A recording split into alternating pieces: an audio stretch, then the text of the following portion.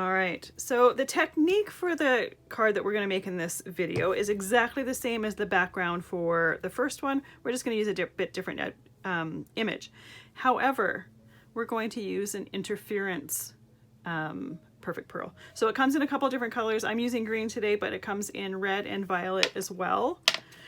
And what this means is these two cards are made with exactly the same color, but it shows up completely different on white than it does on black. On white, when you tilt it to the side, and I don't know whether the camera will show it properly, but when you tilt it to the side, you get a little bit of it like an opalescent green. But when you have a dark background, you get, like, it shows up as green.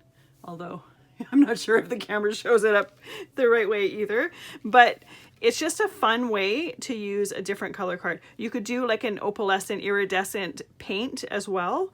But I just think it's fascinating that the same color shows up completely different on the two different backgrounds there. So I'm using a moth background or moth stamp because to me this color kind of looks like a green moth. And then I'm using a happy birthday sentiment because I thought it would be really, really pretty as a birthday card. So I like, for this particular stamp, I like tilting it a little bit on the card. I think it just looks a little bit more interesting.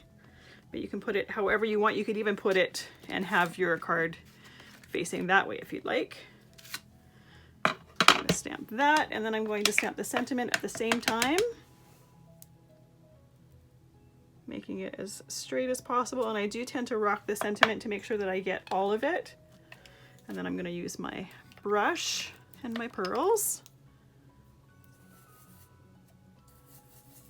And I just tend to go in a circular motion to try to make sure to get all of that Versamark stamped image covered.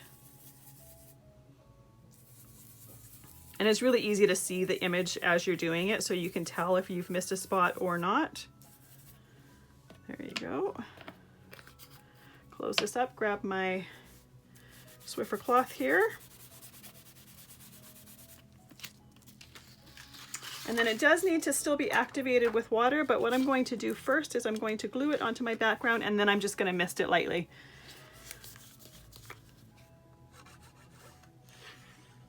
Because once again, we don't need to mist it so that it's completely drenched.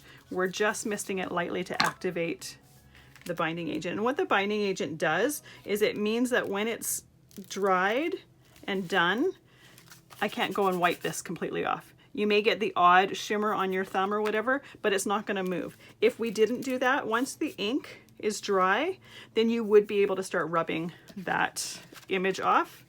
So my piece here is glued down. I'm just going to lightly mist it and then let that completely dry, and it's good to go.